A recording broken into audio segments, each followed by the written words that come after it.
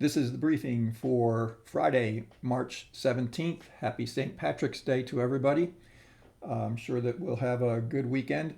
Speaking of the weekend, it is typical that if bad news is going to hit the markets, especially in the banking system, that typically they make the announcements over the weekend that gives the government, the Fed, the FDIC, a chance to react and respond to that. So it could be a very interesting weekend if there is other bad news that happens to come out concerning the banking industry in the US or even in Europe. I want to start tonight with a discussion that I had in the briefing for last night for subscribers because I think it's important, and I think this is a technique that I've used over the years that works pretty well. And that has to do with the analysis of counter trend rotations. Now you can see here, this is the spiders on a 30-minute basis. This is the Qs, and I'll get to the Qs in a minute. But the spiders worked out really pretty well.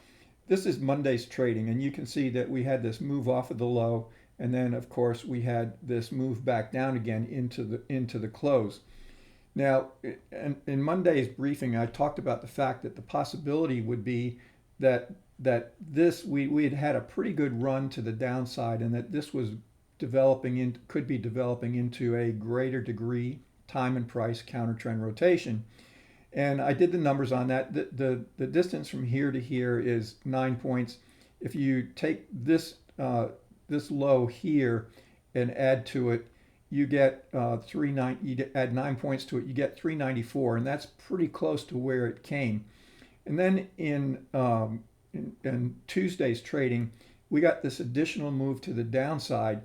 And in Tuesday's briefing, I talked about the fact that the possibility was there that this was a three-step counter trend rotation where there was equality between leg one and leg three, but also that this could be developing into a greater degree time and price counter trend rotation where this is leg one, this is developing into leg two, and leg three was yet to come. So I did the numbers in last night's brief, or I should say in Wednesday's briefing, and because we got this low here, and then of course we got this move up and closed right in this area here. So I did the numbers on that, and the numbers projected that this was a 12-point move. If this was the low, adding 12 points to that projected that the spiders would terminate this counter trend rotation at 396, and that's exactly where it came to. That gave me the ability then to look to short this market, especially at the open, and see what happened. And you can see that we had this move to the downside and then a pause. Now, I'll hope to come back to this pause later in the briefing. Now, there's a little bit different in the Qs and the NASDAQ. You can see that this leg was, I didn't do the numbers here, but it was a lot shorter. This leg is a lot shorter than this leg just by looking at it. So that didn't really work out in terms of the NASDAQ or the Qs, but it did work out and is holding pretty consistent with the spiders. So that should suggest then that if this is a counter trend rotation, that we should see another move back to the downside, which would test this low and then potentially test this low and take this low out. Now, I want to look at where we are in terms of the strength of the market. Now, breadth in last night's or yesterday's trading was basically neutral. An extreme is over 2,000 shares positive, an extreme is negative 2,000 shares negative. And you can see today we got to a pretty good extreme in 2,000 shares negative in the NYSE and 2,100 shares negative in the NASDAQ. So that gave me a little bit of concern that there really is not strength to the upside in this market, because you can see this move was a fairly strong price move, but it was not strong from an internal perspective. Breadth did increase, I'll give it that. But you can see even that volume was decreasing as it came into the high of that 396 area, which led me to believe that the potential for the reversal here was increasing in probability. Same thing's occurring in the NASDAQ, but the NASDAQ and the Qs are showing much more strength than the other indices. And that led me to look towards what's happening with the other indices and to figure out that we have a pretty extreme or severe intermarket divergence. Now, intermarket divergences help us because we know that it's not a healthy trend in one direction or the other, because not all stocks are participating in that trend to the same degree. Now, the tech sector certainly is on fire right now, and you can see from this move just through here in the Qs. But in looking at the other indices, it's pretty interesting to see.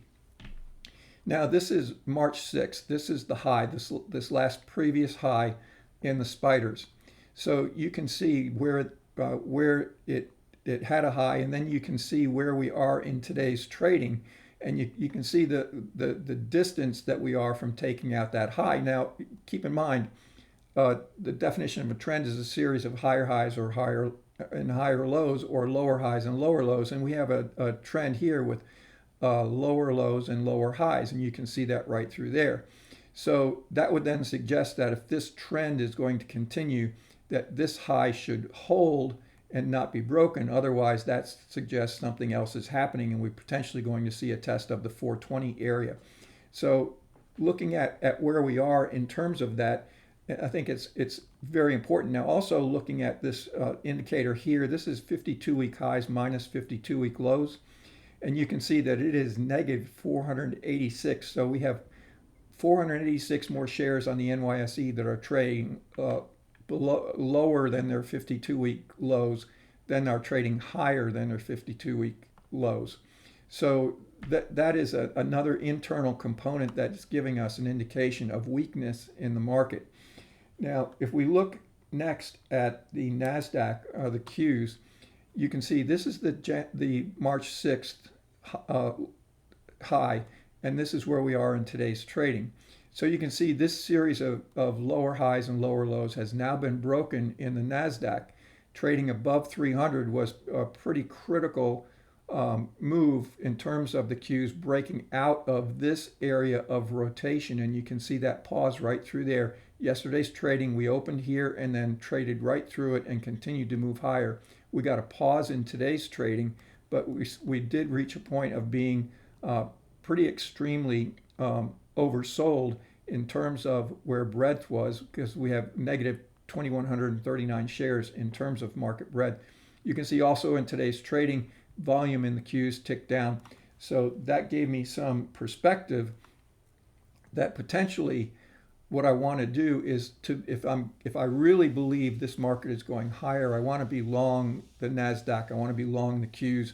And if I think the market's going lower, I want to be short the S&P and or the Russell. Now, looking at the Russell, you can see it is lagging even more. Here's the January 6th high, and you can see the Russell is really not even progressing. In fact, it was tested the low at 170 level in today's trading. So that suggests to me that that if the Russell breaks through 170, that we could see some type of a follow-through move in the spiders, and that might give us a follow-through move in the Qs as well. Now you can see that this was more or less a down day in the Russell. You can see volume increased; it was decreasing during the pause, and this is Russell breadth, or I should say breadth in the Russell. And it was negative 1,449 shares. So that basically supported this lack of move in the Russell. So going back over these, you can see that the NASDAQ is really showing more strength because it has violated this trend, but the S&Ps and the Russell are not anywhere close to that as well. Now, I've got one other indicator in terms of overbought and oversold that I want to look at, and I should say not overbought and oversold, but in terms of the strength or weakness of the market. Now, this is the NYSE. This is the number of, or the percentage of shares that are trading above their 50-day moving average. And you can see that only 18% of stocks on the NYSE are trading above their 50-day moving average. This is the same thing except the 200-day moving average, and you can see that only 30% are trading above their 200-day moving average. That means that 70% are trading below their 200, and in the case of the 50, it means that about 82% are trading below their 50-day moving average. Now, it's also important to note that you can see that this move here, that it appears that we got a little bit of pause in this, but it appears now, even in today's trading, that the 200-day moving average, the 200-day the stocks above their 200-day moving average declined even more in today's trading over yesterday, and the same thing appears to be getting ready to occur in the 50-day moving average. Now, we are at a point of being extremely oversold. Yesterday, we were approximating overbought territory. You can see that not so much in the NASDAQ, but in the NYSE, we were approaching overbought. We just destroyed that in today's trading and reached a point of being extremely oversold. That's because breadth was so weak in today's trading. Now, also looking at this is up volume minus down volume on the NYSE, and you can see what happened going into the close today. Today was option expiration day, so we do get some deviations in terms of volume. This is NASDAQ, up volume minus down volume. So the volume, the split between volume was pretty significantly to the downside in today's trading. Now, for Monday, I think that, in terms of what I'm looking for, I do have a small short position on that I held over for the weekend, mainly anticipating that the possibility of being more bad news. But if that position doesn't work out on Monday, I'll close it out pretty quickly.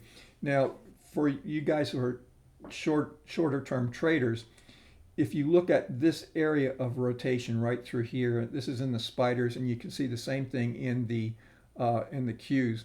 Now, trading much above this high at 391, let's call it 392, is going to suggest a breakout and the potential test of this 393 area, and then above that, this 396 area. And if that's tested, then we're going to take it out, and I think the next upside resistance is 402, and then above that is 410. So that's what I'm going to be watching for in Monday's trading. Breaking to the downside below about 388 is going to suggest that this low is going to get tested, and if that low is taken out, that confirms this was a three-step counter-trend rotation in a greater degree time and price, and that this low will get tested, and if it's tested, the probabilities will increase that it's going to get taken out as well. Same thing occurs in the NASDAQ. You can use this area right through here and determine whether we're going to move back to the upside or whether we're going to move back to the downside. Keep in mind that trading is a probability assessment. We have to assess the probabilities of the market moving higher or the market moving lower. So right now, the probabilities appear to me that we should see some weakness, but this is a market that is trading on optimism that the Fed is going to stop raising interest rates or even lower interest rates. It is ignoring the fact that there might be systemic risks within the banking system, and there are other geopolitical and macroeconomic issues that the market is shrugging off right now, and it appears the market is looking for short-term gains. But then if any bad news hits this market, then we're likely to see some type of greater degree move to the downside and a potential test of the October lows from last year. So watch these areas right through here. The breakout of this area and a breakout of this area would be areas of good trade location and potentially a decent move in the breakout, the direction of the breakout. Now, I want to caution on one other thing. Breadth is just extremely important. So if you do get a breakout, if it breaks out to the downside, and breadth is not as weak or weaker than it was in today's trading, that's a pretty clear signal the market is strengthening internally, and you're potentially going to get a false breakout and a rotation back up. So watch, if the break is to the downside, watch very carefully what happens there. If we break out to the upside and breadth is negative, That's a pretty clear indication there's still weakness in the market and there's an attempt to take it higher, but it will fail and you'll see rotation back through the range. The same thing in the NASDAQ. So watch bread carefully on a break outside of this range, and that should give you a pretty good indication as to the direction of the break and the strength of the break, as well as volume. Volume is extremely important. It's going to be a very interesting week next week. We have a Fed meeting. I think it's on Wednesday with a Fed announcement. So it's anybody's guess as to whether they're going to raise rates, how much they're going to raise by, whether they're not going to raise rates, or whether they're going to lower rates. It's just anybody's guess right now. Have a great weekend, and I'll pick this back up for subscribers on Monday.